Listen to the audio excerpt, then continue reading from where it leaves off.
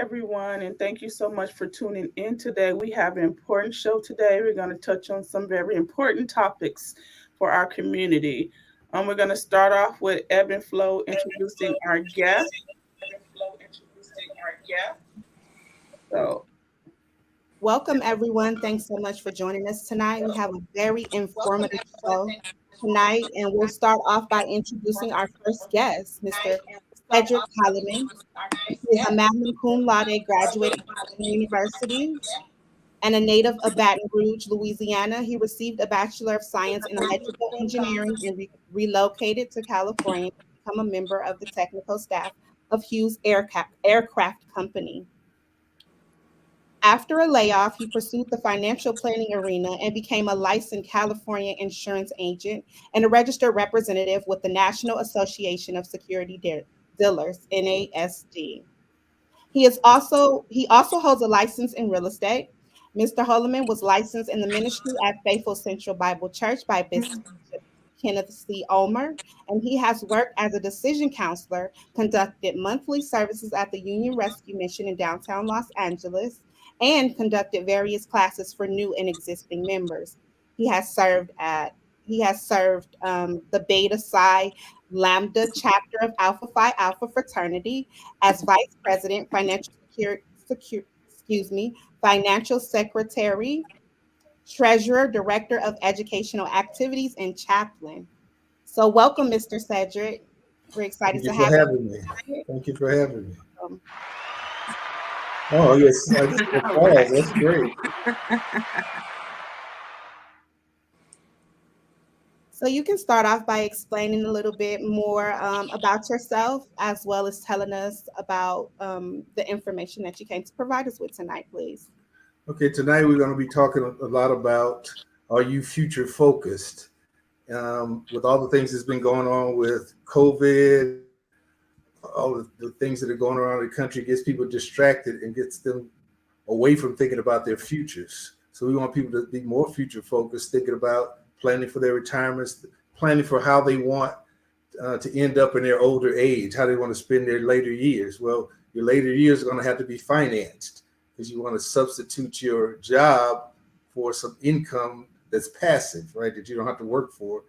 And my goal is to help people get that income flow going and try to get it on a tax-free basis so they can get the income, not have to give the government anything, and live their best lives in those years. Because we can still be productive in our later years. A lot of people are, but it's still going to take money to do it. Also, recently, I spent a weekend with the Alzheimer's Association. My mom had Alzheimer's. She passed away at age 99. And I found out you're going to also need, some services that you might have to pay for. We have programs we put together to help you in case that ever befalls you, you can have the money to be taken care of. So those are the things we want people to focus on and we're going to discuss tonight.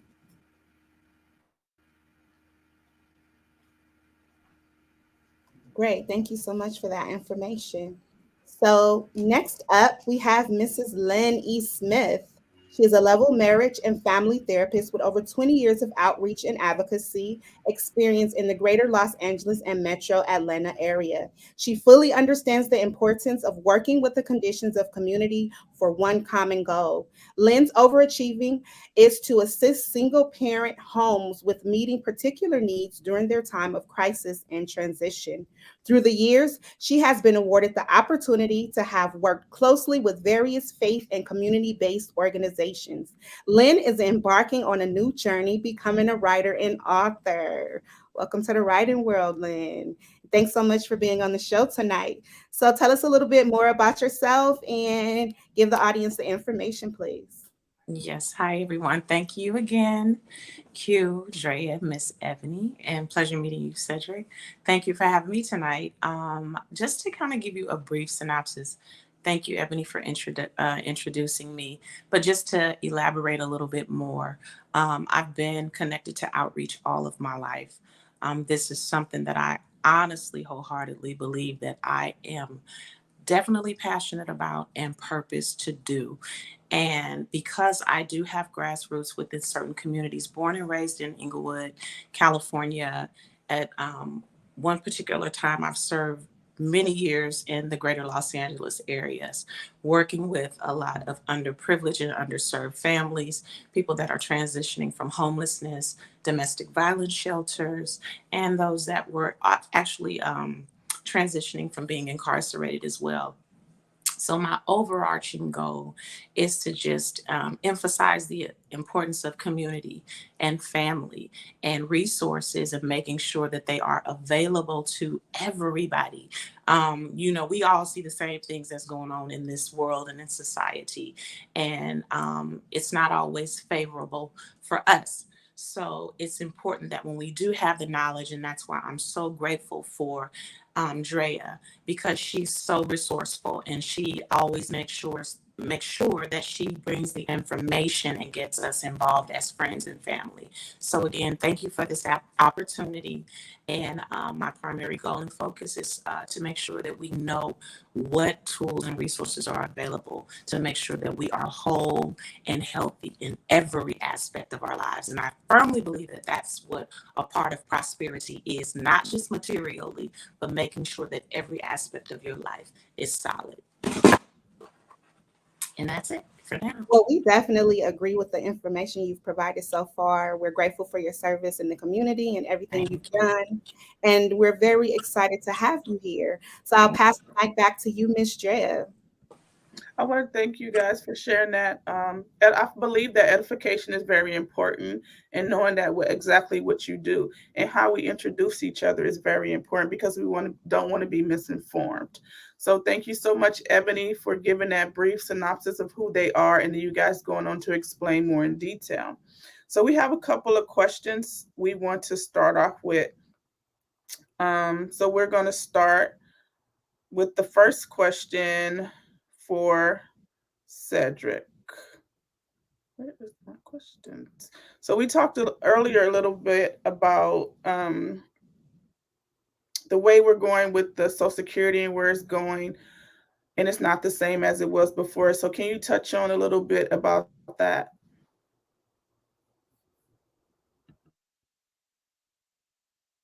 Your mic is off. Okay, there we go. There's a lot been going on in the media lately and over the years about Social Security. And a lot of people really don't understand how Social Security works. Social Security is never a pay in, get out system. It's a pay as you go system. And when we started Social Security years ago, it was basically 30, 40 people who were working. We're going to support one person in retirement. And that person in retirement usually didn't live that long. Maybe died if they retired at 65, they might have died at 70 or 75 years old. Now people are living longer, and then the demographics have changed. The baby boomer generation is retiring now, and now the numbers are down to they were down to 3 to 1 a couple of years ago, and now they're getting less than that. So what that means is 2 to 3 people are working to support one person. So that's why they've had to raise Social Security tax over the years to keep the numbers right. Now, there's more than enough money in the system right now, but if the demographics keep going like they're going, the government's going to have to put a big influx of cash into the system to keep it viable. And so expect a fight over that in the near future. The politicians are going to be fighting about it. They want to cut it. They want to do different things, but that's a staple that a lot of people depend on. Some people, that's all they have. And so that's why it's important that system remain viable, but you need to understand how it works. And I notice people don't really look to see what their Social Security numbers are until they're older. You should be tracking them as you're working to see what your benefits are going to be, and let that be the bedrock of what you're going to be getting in retirement, and then you build on top of that. So you want to have 3 sources of income when you retire. Social Security should be one, and then we're responsible for putting together the other 2. But that just gives you a little bit of background on Social Security. They're going to be wanting to fight over the next couple of years. So make sure if you're following politicians, you vote for people who are going to keep that system viable. Thank you so much for that information. Our topic tonight is, are you future focused? So a lot of our questions are going to be discussing things that we need that's important for our future.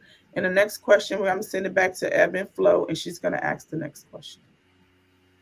All right. Thanks so much for passing the mic back to me. And my question to you, Mr. Cedric, is what would you suggest to a person that has limited income to start with becoming financially literate and insured. Like, it might be a bit difficult for them being that their finances are limited, but we want to encourage everyone to have insurance. So, what is something that a low income person can do to get themselves insured? Well, we have a saying in the financial arena: you always have to pay yourself first. Hmm. So most people put the bills first, and then once they pay the bills, there's no money left. So we say make yourself the first bill that you pay, even if it's just $10, $25, whatever it is. You're working for you. Even if you have a job, you work for yourself. So if you're working for yourself, why should you pay everybody else before you pay your main person, which is yourself? So that's the first thing I would say. Make sure you take something, set it aside, and make that be for you. I would try to start with at least 5 to 10% of what I make if you could afford it. Now, as far as insurance is concerned, if you don't have a lot of money, it's best to get the least expensive insurance that you can buy, which would be a term life policy. They're very inexpensive. You can get a nice amount of coverage for not a lot of money, and that's a good starter program. So that's why I would start for a person who's kind of cash strapped or doesn't make a lot of money. Thank you so much for that. And another question is, we've been hearing a lot about whole life insurance. And my question is there a certain tax bracket that you have to fall under to qualify for whole life insurance? And can you break that down to explain the difference between whole life insurance opposed to just getting started out with the insurance that you mentioned previously? Yeah, well, the whole life insurance is just that. It's a policy that you pay for. You pay for it your whole life, and it covers you pretty much to age 100. But all insurance is basically term insurance.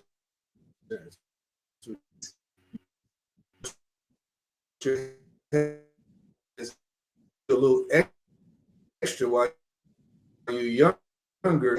You're costing more than the policy costs. From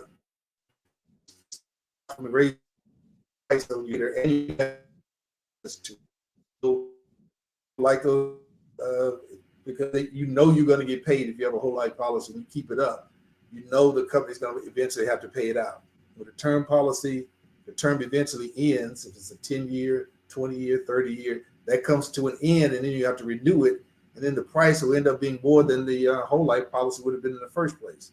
But if you're cash strapped, like I say, that's where you want to start. But now if you have the extra money, the whole life is a great alternative, especially if you're older. If you're over 50 and you're getting insurance, I would suggest getting something that you know is going to pay your family, is going to take care of the funeral, is going to take care of the final expenses for you as you get older. Great. Thank you so much for the information. Okay, so my next question is, one second. Why is insurance important? A lot of people, we know that it's important, but a lot of people think that it's not that important and that, it's no use in paying into it because you don't benefit from it. And so they don't prepare, they don't invest in insurance. So, what can you tell the people to explain to them the importance of starting a policy and maintaining the policy? Well, it's very important, and it always has been, and it always will be. It all depends on who depends on your income. So that's Mhm. the first thing. If there's someone else who depends on you for support, then you need to be insured to take care of them. It's something that you do as a very selfless act. But you got to remember, if you have a wife or you have a husband or you have children, those people depend on your income. And if all of a sudden you check out, the need for that income didn't stop. So your job is to replace it, even if whether you're there or not. You have to be there. You have to make sure you make amends and you set aside the money for that. And insurance is a very inexpensive way to do that. It's not, and it's also for final expenses. Funerals are very expensive these days. They shot up in how much they cost during COVID as well.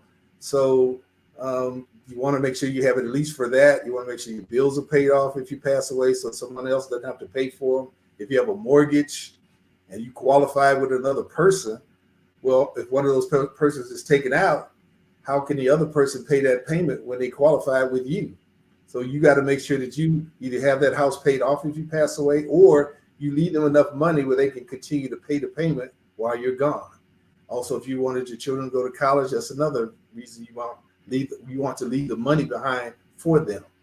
But now there's a new type of policy that you can actually use that my company specializes in to actually help people prepare for retirement. So it's called an Index Universal Life program. You can fund that program, and then you can have, when you're at retirement age, you can get all your money back, basically. You can have an income stream that'll last the rest of your life that you don't have to report to the IRS. So that's why a lot of single people are getting that in lieu of putting money in a 401k plan. Because the 401k plan is great. You know, they match it, maybe, and you're deferring the taxes. But eventually, when you take the money out, you have to pay the government. What's problematic about that is you don't know what the future taxes are going to be. And the government can raise the taxes anytime they get ready, and they often do. So it would be better if you have a program that when you get your income on that program, you don't have to give the government anything. You keep all the money for yourself, and now it's easier for you to budget, because your biggest bill in retirement is not going to be food, it's not going to be shelter, it's not going to be health care, it's going to be taxes. So let's just take that bill off the table if you have the right kind of program and it's set up correctly. So I just gave you a couple of different areas why insurance is important, whether you're married, single. There's all kind of ways that you can use it to be beneficial. It's also a wealth builder from generation to generation. I'm talking to a lady about it right now. She's insuring her parents. So she said when they pass away, she not only has enough money for the funeral, she has enough money to a couple of $100,000 to build wealth for the next generation. And if you have a selfless parent, they're willing to get approved for something like that because they want the next generation to be better off than they were. And this is how a lot of rich people stay rich, by the way, because there's no tax on this money. So that's why it's very important. Great. Thank you so much.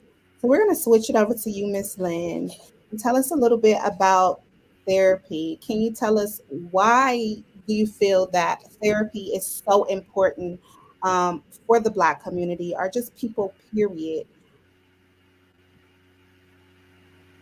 I'm glad you asked that question. I always try to use examples within my own life just to kind of, you know, allow it to resonate a little different.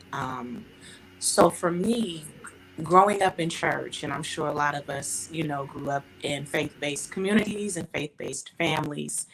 And the denomination that I grew up in, they were completely against counseling and therapy. And they believe that what happens in this house stays in this house, and pray everything, you know, you take everything to God in prayer. And, you know, we lived by that for so long. And I noticed that when I started counseling, there were so many people that were at one time, of course, kids that became traumatized adults because they never learned how to deal with things. They were always told, like men in our communities, amongst our culture, have always been told, no, you're strong, you don't cry, you don't show your emotions. That's a sign of weakness.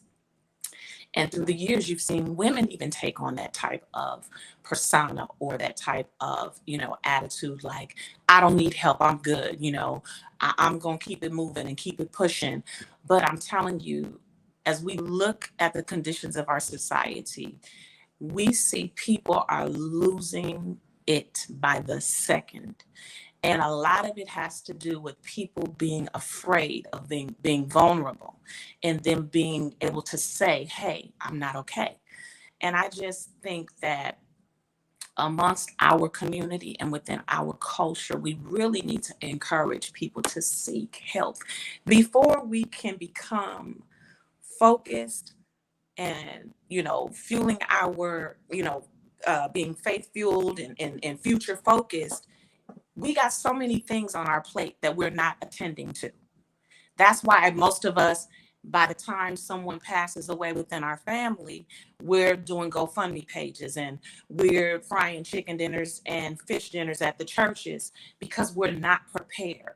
And we're not prepared because we've just been taught to live in the moment and not really get down to the meat of the matter and deal with things head on, so that we can clear our minds speak with people that can assist us with compartmentalizing things that are going on, not just from things that have happened in our childhood, but things that we are encountering. Some of us, I can use myself as an example. I had a wonderful childhood.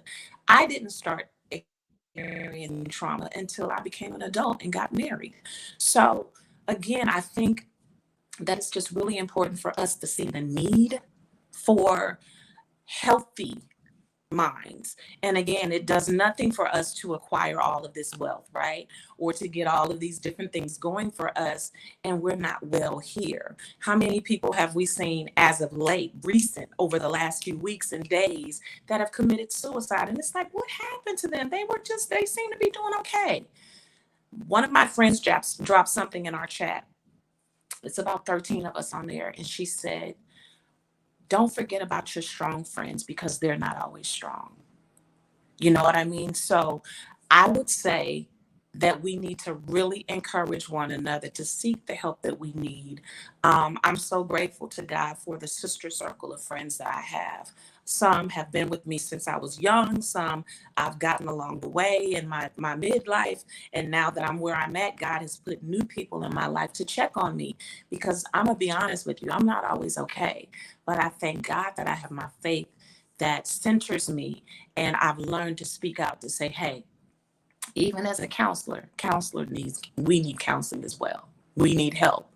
Just imagine taking in all of other people's stuff. They're just dumping and dumping. If you're constantly pouring out, eventually your cup is going to be empty, and you need somebody to re-pour and refill you. So again, back to your original question, mental health and being mentally strong is vitally important. And I just would encourage us to encourage yourselves to get help if needed, encourage your family members to get help if needed, so we can be okay, so that we can get focused on our future and prepare ourselves the way that God intended for us to live, which is a good life, a plentiful life, a life in abundance. And it's Beautifully also, spoken. yeah, it's a lot of resources out here that people really don't share. So if you ever need help with anything, you're struggling with mental health, you need shelter, you dial 211, and they have Yes. resources for you, right? So it's a lot of places you can go. I work for a couple of places. Um, and I know a couple of other places that have resources for homeless and things like that. Yes. And I know that there's a lot of places out there where you can get insured for your life, but is that the right place, right? Right. So you have to make sure whatever you do is something that's going to benefit you in the long run, because some people are just out here to make a quick buck. I had an Mhm. insurance policy and a guy didn't write it up right. So I had Cedric look over it and he fixed it.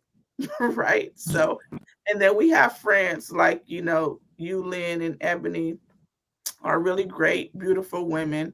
And we Thank can you. share, things and how we feel without being offended. And some people can't do that. And that's hard. Mhm. But that's growth and growing to who you are and saying that, I hear you, I see you, I accept you, but you need to fix this. Mhm. Right. If your Right. life is not going to continue to prosper if you continue to stay stuck in who you are. So That's we right. growing every single day. No matter how old we are, we still have room for growth. And I think that's important. So one of the next questions that I wanted to ask you, Lynn, is so with children,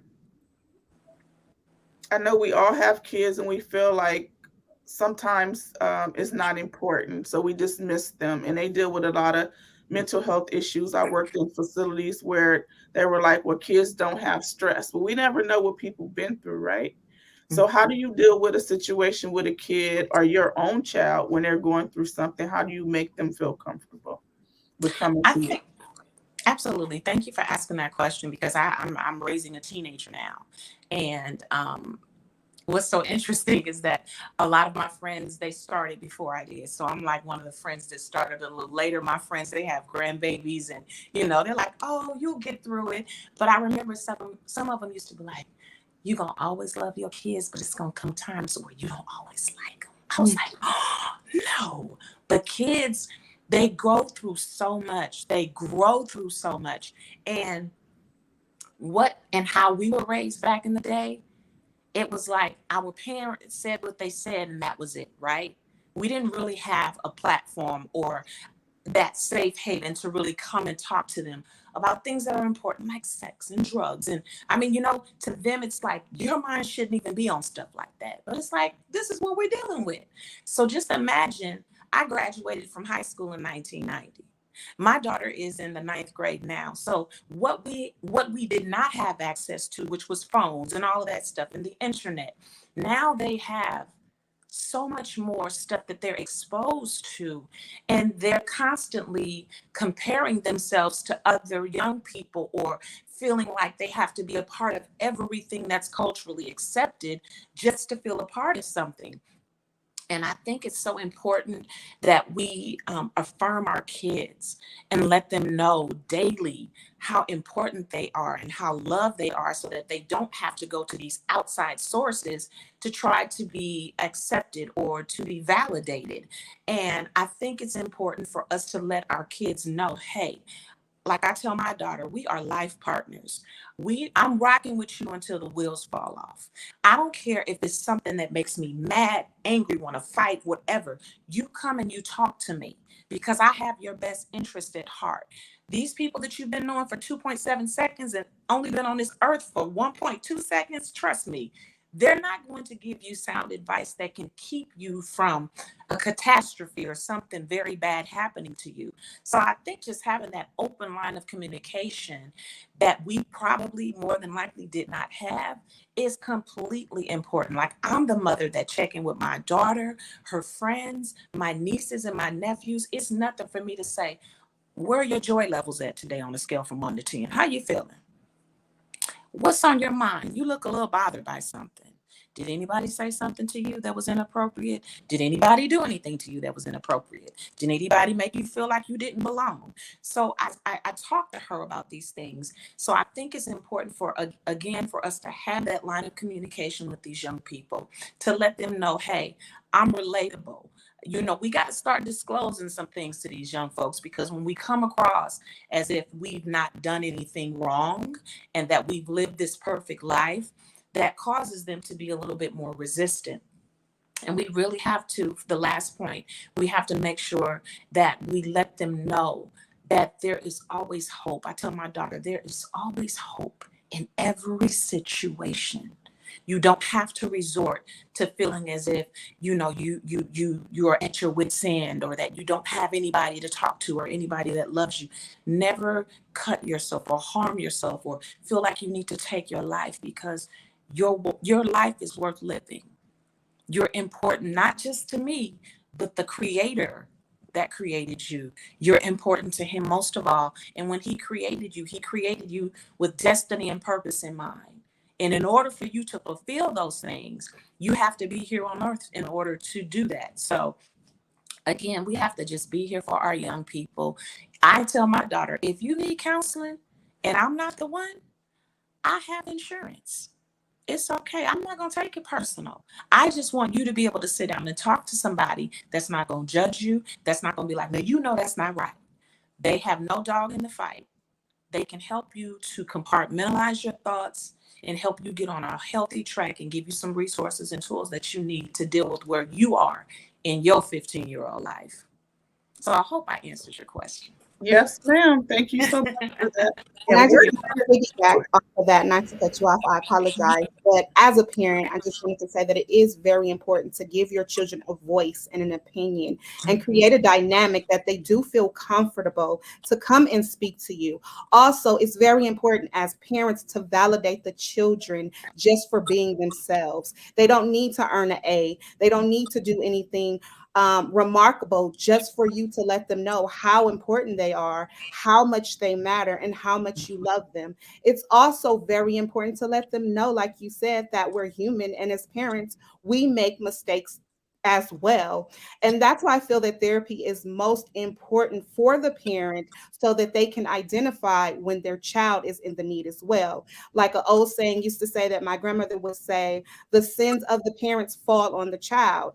And many of us have studied in college epigenetics, how something that affected your grandmother could possibly affect generations down the line. And that's with trauma as well. So it's very important for us to be able to identify that pain within ourselves so that trickle effect doesn't affect our children. And therapy is a non-biased opinion. It's like speaking to someone who isn't going to judge you and who is going to tell you basically that, help you work your problems out, but really it's you working your problems out because they're helping you to identify the triggers and the red flags and the things that you may look past that are affecting you and keeping you in those same cycles that you can't break. Again, as African Americans, we tend to learn how to cope with situations that we shouldn't have to cope with, things that we should fix. We think that it's okay if this happens, like you said, we'll just pray about it, or we'll just fast and meditate and we'll hope that it goes away. But things need to be fixed. And it's important to consult a therapist. Like you said, again, you can go to 211, Medicare CA coverage. They also offer mental health now. It's very tangible and easy to get because so many people are in dire need of it. And so I just want to encourage everyone that is watching to know that it's okay to need it. It doesn't mean you have any type of deficiency. It doesn't mean that you're less than. It just means that you love yourself enough to want to seek the help so that you can be a better parent, so that you can raise successful children that don't have to heal from the trauma that has been passed down for generations that was passed down to you. So, Exactly. And um, you don't have to go in person. You can do telehealth, you can do Zoom, you can talk over the phone. So they make it comfortable for you. And it is very important. I also have one of a therapist in the audience, Daryl Sewell. Um, he's a very, great therapist and he works with children as well. Can So I ask you guys a question real quick based on what Miss Lynn was just sharing? The scripture says in Jeremiah 29:11, I know the plans I have for you, plans to give you a future and a hope, right? So since we're talking about the future, but Yes, like you said, a person can't focus on their future if they're hopeless today. that's right. You got to fix That's the right. hope part so they'll think about, oh yeah, I'm gonna make it to the future, so I need to prepare. But my question for you guys is: do you think that the stigma of getting counseling or therapy is diminishing in our community, where it's not a big deal for people to do it? to a certain extent, but still, Yes. people still have some hangups, about it. But I think it's good to have these kind of conversations to make them feel more comfortable about seeking help because it was mine too. Like, I don't need therapy. I can fix myself. People think that. I have a friend, I can talk to my friends, but then you dumping all this stuff on your friend, right? And then they need somebody to dump it on, and you guys just passing the trauma back and forth to each other without seeking that professional help. So that's kind of tough. So I think it is kind of getting a little, better in Yeah. our community, but not fast enough. right. I would definitely agree. I would to piggyback on what Drea said. I definitely don't believe that it's one of those pink elephants in the room anymore. Mhm. But I do, being in this field, I see a lot of resistance, and I'm hoping that that will diminish even more because, again, when we see how people are just like ticky ticky boom, like, and that's not, to make light of the situation, but there are so many people that are at an explosive point in Mhm. their lives because they suppress and they don't show up for themselves. They don't know how to show up for themselves. All they ever known was to try to scratch to survive and just, barely make it by and not really embrace the importance of self-care.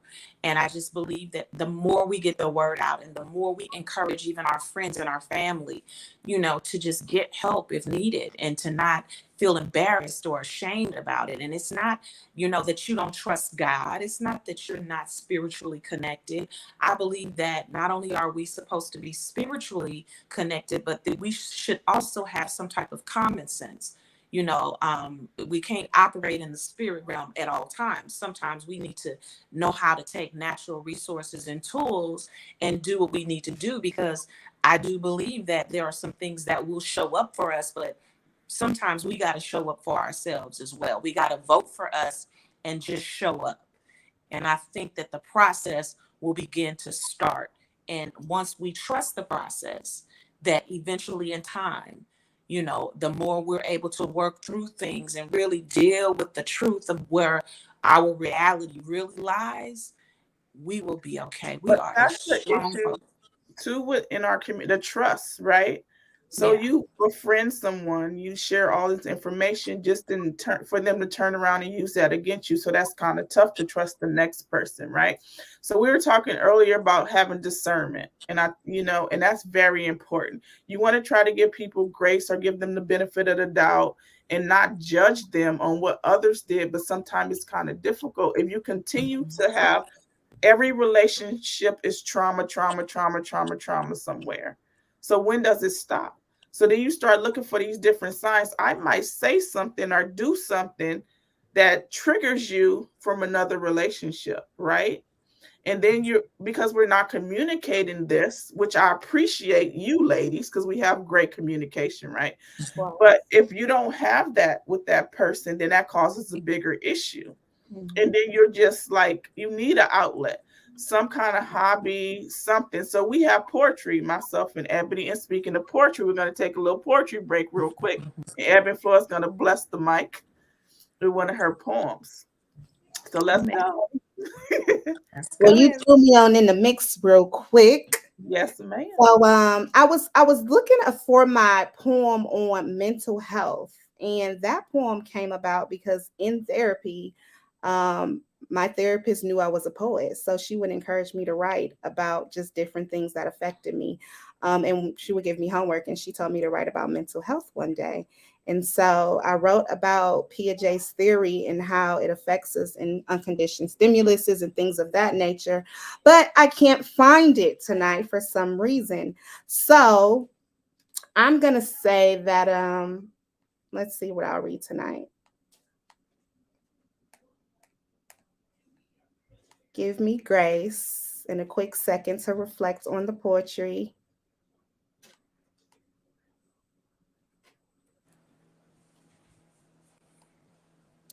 All right.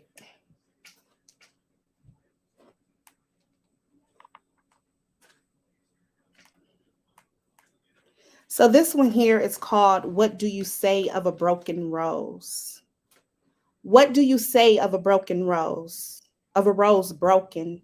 Do you throw it away or trim it and place it in a glass vase at once on display?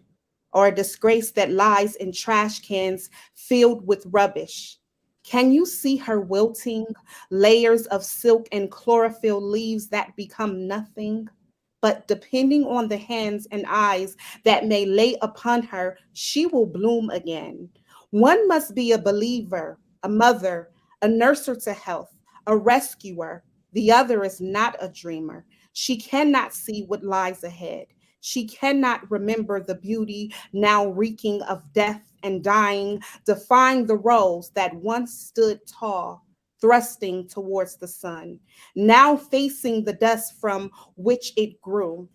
I was the tossed away rose.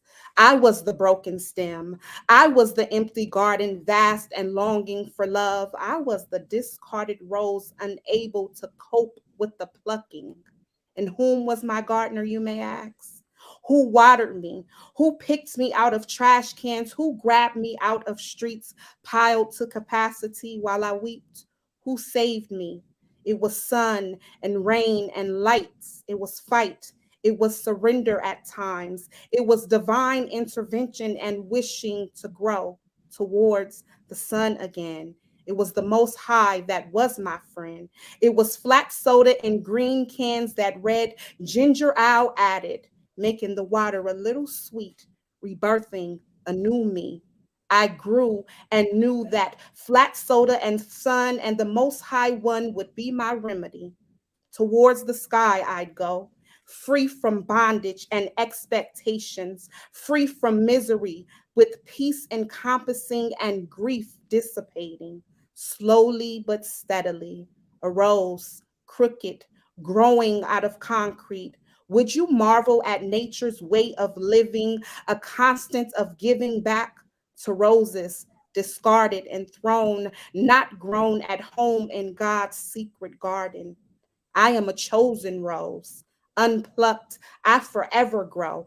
I'm sow and reap and good sleep and a thriving community of love and dozens of roses that bloom again, brown from the soil. A rose grows from ghettos to mansions on mountains, looking out to sea at sunsets that rise on other sides. Clearly, a marvelous journey of birthing a new seed to bloom, consumed with living when thriving is much better.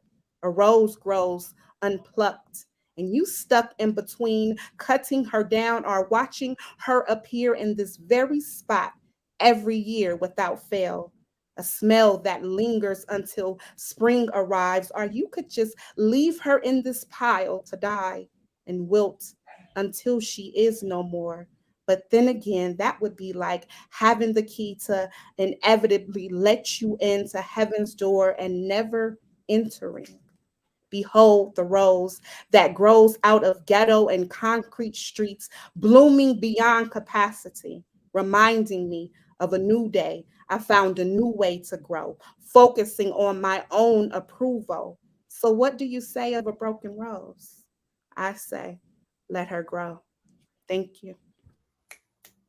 Woo! Ah, Miss Ebb and Flow. Yes. Thank Beautiful. you for that piece. Thank you. You guys are welcome. Yes, yes. Next question. How important is self awareness, self care, and mental health to you? That's for everybody. Who wants to start?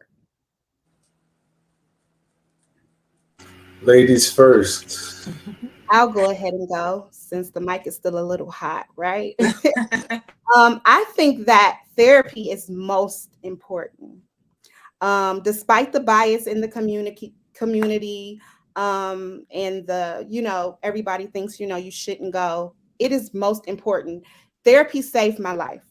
I was tired of being tired, and I decided that I wanted something different. But it was hard for me to understand at first, like we spoke about, how to trust a stranger with my most, you know, intense hurt and pain and things that I never share with anyone besides the Most High. I feel like once you take that first step and you step out on faith, you'll figure it out. You'll end up where you need to be. It's important to find someone that you can relate to, though, that can understand your journey coming from where you come from, and that can give you advices that you can really take and apply in life. And again, like anything, is one step at a time, one day at a time. And yeah, so it's really, really important. Again, especially as parents, it's important to heal so that you don't burden your children with the past trauma that you've experienced as an adult that you may not have even known was a problem, because growing up in your family or your household, that was the norm, right? But you have to get to a point where you want better. You want a happy life. You deserve to wake up and be happy for no reason. You know what I mean? And it's good to identify that, sometimes it's depression, sometimes it's things that need to be treated by a doctor, but most times when you get to that therapist, you can be directed in the right way that you need to go to get the help that you need, and to be a better person and a better you, and to come into the world and be the best person that you can be. So yeah, therapy is very dire. It's really important. I agree with that. And also meeting people where they are, right? So a lot of times people always apologize for certain things. I'm like, you don't have to apologize for how you feel. That's the way you feel, right? And we can't keep making people pay for their mistakes over and over again. That causes more trauma. So I'm not going to put on you just because you did something yesterday and keep reminding you tomorrow and the next day and the next day. That causes more trauma for you. Just try to hear that person out and communicate with them. So with my children, we all know kids are going to mess up in school, but I always told them, tell me the truth. I'm always on your side. I'm here to support you. You are number one to me. So when I go in to fight for you, I know what I'm fighting for, right? So we had that open communication, no matter what it is. And most of the time it was small things, but just for them to feel safe and know that I'm not going to always get in trouble because this adult says something. Adults lie too, right? So we have to make sure we have that open communication and not continue, like Ebony said, to bring on the trauma from, our childhood into our kids' lives. And I felt like that was very, very important for me as well. I think both of you ladies made great points, and I can definitely relate to all of what you have stated. Um, it was something you just said, Drea, when you said we have to get back to meeting people where they are, or get to the point to where we meet people where they are. And in order for us to do that, there's a certain part of us that have to extend a God-like grace. We have to carry a God-like grace factor about us, right? Not only do we have to do the God-like grace, but there has to be a measure of human grace that is extended. And I think we've kind of gotten away from this whole sensitivity or being connected to humankind or being a human being. Um, you know, all I know to do is kind of reflect on what is ingrained in me. And there is a scripture that basically reminds us that in the last days that the love of many will wax cold. And we see that there are so many people that you would think is just walking around without a heart and a soul because there's no human connection. The things, the volatile and diabolical things and evil things that people are doing to one another. It's like, oh no, they couldn't have a soul. Like they could not have a heart. But I just believe that there is a certain thing that we have to do to come back to some type of connection. And that's blending the two graces, which is the godlike grace and the human grace. And to the point that, or the question that Drea brought up, self-awareness is so important. That's a form of acknowledgement. You knowing and acknowledging what's right and what's wrong, where you're strong and where you're not strong. And there's a 3-part curriculum that I did some years ago, and I'm still building on it because I really want to do it in a workshop and a seminar setting. And it has to do with feeling, dealing, and healing, and how important it is to our continual evolving as humans. And to really be future focused, we got to deal with some stuff because when you think about it, we're like all over the place in our lives. We got our hands in so much stuff, and it's nothing wrong with that. But sometimes those are distractions to keep us off course and not really getting focused on what we need to be paying attention to. And so for me, again, the self-awareness and acknowledgement piece is the feeling part. Then we have to not just feel it, we got to deal. It's hard to sometimes accept it and deal with it. Dealing is hard because sometimes you got to go beyond what your current experiences or circumstances are. And you got to kind of go back to the foundation or to the root of what caused you to be where you currently are. So sometimes you got to dig up in that soil, that those weeds and all of that kind of stuff. And it's not always the prettiest thing. Like our sister Ebony talked about that rose. Before it blooms into that, there's some other type of stuff that's going on underground before it blooms into that. right? And so the last part, so the feel, then we deal. And before we can get to the focus part, we got to heal. Another thing that my friend puts in our chat, we got to be kind to ourselves. How are we being kind to ourselves? By feeling, and stop saying, no, I'm good. I'm good. I'm not still traumatized by that thing that happened to me when I was a kid. I'm not traumatized from my divorce or this death or whatever it is, or my finances plummeting. I'm not affected by that. We got to acknowledge it and be like, okay, deal with it so we can heal. So again, we got to feel, we got to deal, and then we have to heal. And I think all of that is packaged into the importance of the whole mental health piece. Loving ourselves enough, being kind enough to ourselves to make sure that we vote for us, we show up for us, and get the necessary help that's needed. Pull on your resources, pull on the people you know. We can't keep making excuses. Well, I don't know anything about that. You can Google anything nowadays. And before we get off of this chat tonight, I want to make sure that I drop a couple of numbers for the National Suicide Prevention line, as well as domestic violence, because that's something that we don't speak too often. So that's just my point of view and my aspect and my opinion of the question that was asked. Thank you for allowing me to share. Thank you. And if anybody in the audience have a question, you can put your question in the chat and we'll answer it.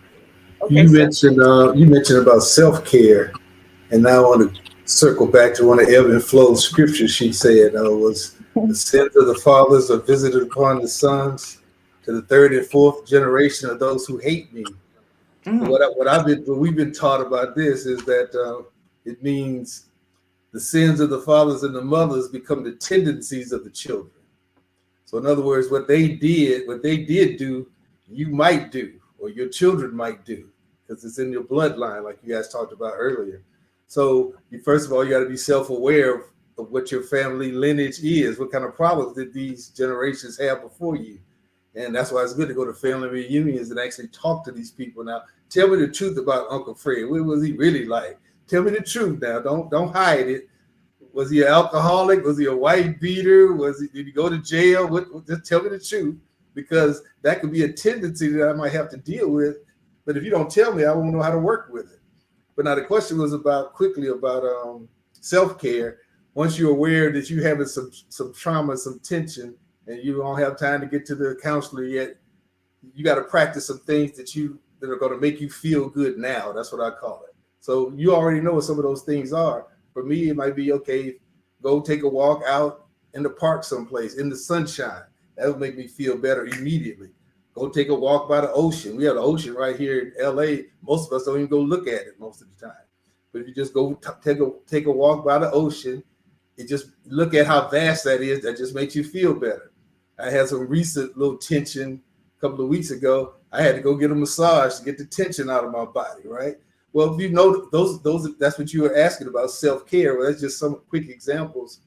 First of all, you got to be self-aware what some of your triggers are, what some of your family lineage challenges are, and if you don't have time to get to the counselor right away, until you get there, do what makes you feel good. If that's going to get you some ice cream, go to a movie by yourself, whatever it takes to make you feel good.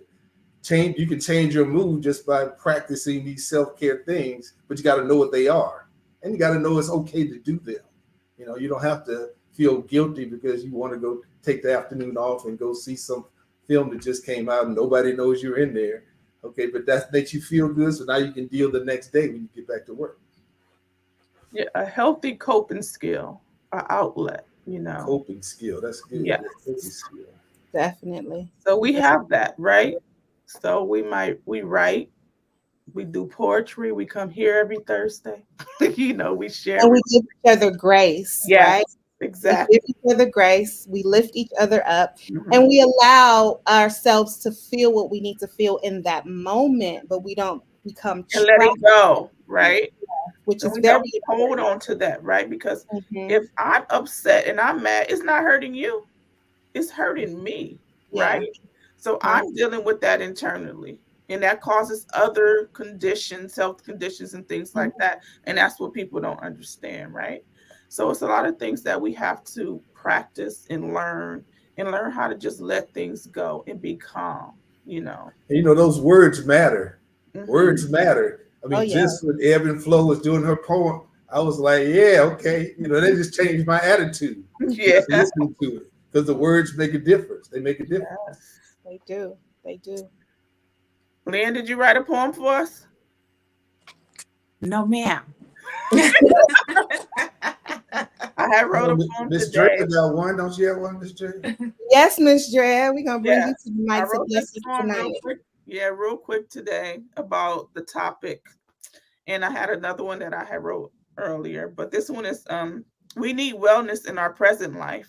Out here living for the right now with no plan in sight.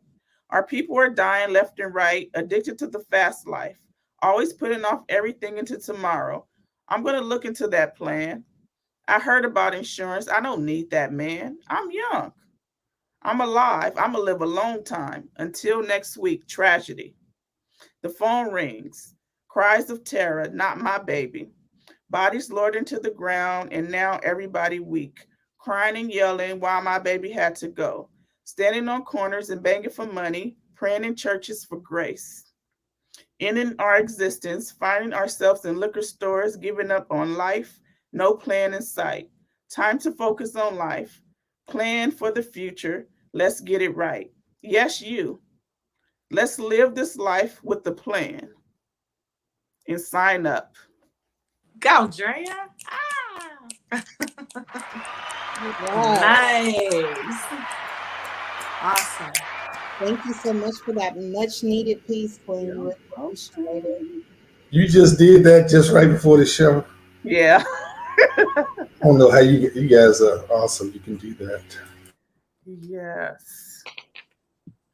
So before we leave, I just wanted to ask you again, Miss Lynn, what do you think is an important element of therapy that has personally helped you heal some of your clients? So, one of the things that I have recommended, and I even did it for myself, and it was the empty chair therapeutic approach, because there are so many people that carry so much resentment and anger from people that have betrayed them, that have passed on, or that they may feel that they can't confront, and that they're carrying this baggage because these are unreleased feelings that they've never had a chance to speak and give words to. So I oftentimes recommend sit a chair in front of you, write a letter, and you read that letter as if you're speaking to that individual. And once you've said it, you can scream it however you got to get it out. And afterwards, you discard it and you try not to go back to that and pick that back up. Because sometimes you will never be able to confront someone or persons, a person or persons that have affected your life to the degree to where you've been stuck in trauma. You may not have had an opportunity to have that conversation, but we can't keep allowing that to be the thing that keeps us stuck and never moving forward. Like we're in the same cycle of hatred and bitterness and not trusting people because of what someone else or some other people did to us. But just getting in that, even if it's not a chair, just reading a letter out loud, putting that person's name in there as if you're addressing that individual. This works for a lot of people. And for some people, I'm telling you, it's about a mind shift. If you really want to release that and you're saying, I'm not crying, not one more tear over this. I'm not passing up another opportunity behind this because I don't trust, because I don't this. Write it out, say it, deal with that raw emotion, whatever that is, burn it, tear it, flush it down the toilet, whatever you got to do, and say, I will no longer give you or them the power to control my life and to determine if whether or not I reach the peak of happiness. I am healed, I am whole, I am complete. I am healed, I am empowered, and I am restored. So that's one of the ones that I use often. Used it for myself, recommended it for others, and it have drastically changed their lives for the better. And just write. Everyone may not be a poet, but write your feelings out. Journal. Even if because sometimes we can go through so much trauma, Ebony, and I'm going to be done in a second. Sometimes we can go through so much trauma, we don't even want to repeat what has happened. But you need to write it out to get it out, because you're so ashamed of whatever it could have been. You don't even want to utter the words because it will constantly just send off as some type of signal that will take you back to that place as if it just happened. But just write. For me, music is everything. I grew up in church. When I'm having a bad day, oh God, let me put on some worship music or just some jazz music. Or just sometimes, look, when I had a 15-year-old, listen, she loved Jesus and God, but I'm going to tell you, she liked to hear all that foolishness. Sometimes I put that on and I'll just dance in the car with her. She start laughing. That frees me. Back to what Cedric said. Self-care is definitely, something like if you can't talk to somebody, having me a cold Pepsi, that's therapy for me. Just driving in my car, being away from everybody that needs me in my house, that's therapy for me, So it's just find something that you can escape and just really just let it out and just come back and refocus and be like, you know what? I'm going to be all right. I'm going to be all Thank right. you so much for that. Yes, I agree 100%. Yes. Cedric, tell us, everyone, where they can find you to get your services. Give us a list of everything that you do. Okay. Primarily it's retirement planning. That's the primary thing. So I sit down with people, talk to them about what their goals are, what they want to accomplish, when they want to accomplish it. And unfortunately, well, I shouldn't say unfortunately, but you end up doing counseling with people, even doing that, because with a lot of people's emotions attached to the money, right? They get a lot of stress over anything when they're dealing with finances. So my goal is to kind of take that stress on and show them, look, let's put a plan together. If they see the road that they can run on, they know, you mean if I just run down this road, I'm going to get there, right? I say, right, I'm going to set the road up for you. I'm going to lay the pavement for you. I'll show you exactly what you need to do, and you're going to understand it so you can get to where you want to get. Also, if a person's has bought a house and they want to, get a policy to pay their mortgage off, I can do that. I do college programs for children. Person can use the policy to save for a child's college education. The great thing about using insurance to do that is it doesn't go into FAFSA calculations. Everything goes into FAFSA calculations, but that. So that means it won't disqualify you from getting scholarships or other financial aid if you have money inside a policy. So far, they're not asking for that. So that's another thing that I can do. Also, as I mentioned before about the Alzheimer's, I also do long-term care, whole life policies where people can buy this policy. So when they get old, if they have to go to a nursing home where they need a nurse to come in because now they're not able to take care of themselves anymore, they need assistance. They can actually use this policy to actually pay for the assistance. So the policy will pay them, and then they can hire whoever they want. It's not something where you got to make, file claims like you got to do with a health insurance policy. This one pays the policyholder if they qualify for it with a chronic illness, and then they can hire and fire whoever they want to manage their own care along with their family. And that's something that's going to be more and more important because people are just living longer. There's a person I know that was in her 80s. She had a heart attack, drove herself to the hospital, told her she's having a heart attack, and they gave her bypass surgery. So she ended up living another 10 years. So what happens if you live that long? My mom lived till she was 99 years old. So I'm not expecting to live that long, but what if I do? I need the care to be able to do that. So there's all kind of ways that I can help people in these different type of areas, but that's just to name a few for time's sake. You didn't give us a website? But yeah, futurefinancialconcepts.com is my website, Future Financial Concepts. There's also a way there that you can click if you want to contact me for an appointment or a consultation. I have a toll-free number, 866-526-5521 if you want to call me directly. I also have a Facebook page, Future Financial Concepts Facebook page. So those are different ways that I can be contacted. Thank you so much for that. Well, it's been a beautiful night tonight. Thank you guys for all of the information. I'm sure that it reached the people out in the poetry world, on the YouTube channel, and everywhere. We are so grateful for these much needed discussions and for the time that you guys took tonight. I'm going to leave us with this one word for the people, and it's called neuroplasticity. Neuroplasticity is the rewiring of the brain, which means whichever past traumas or anything you've been through, you can condition yourself by changing your mindset to start a new life, to have a better life, and to fix your mind to be able to conceive everything that you could ever dream of. I just want you all to know that you can start now. Today is not too late. You can start in this moment. You can wait until you wake up in the morning, but why? Put yourself first, plan for your future, be present, get the help that you need, and know that there are people in the world who do care and who want to see you succeed and win. So, like always, we're going to send you off with love and light, and we'll see you here next week at 8 o'clock. Don't log off, guys. Make sure that you like and subscribe, and meet us next week on the West Side. Thank you so much for joining us. Stay on, guys. Don't log off.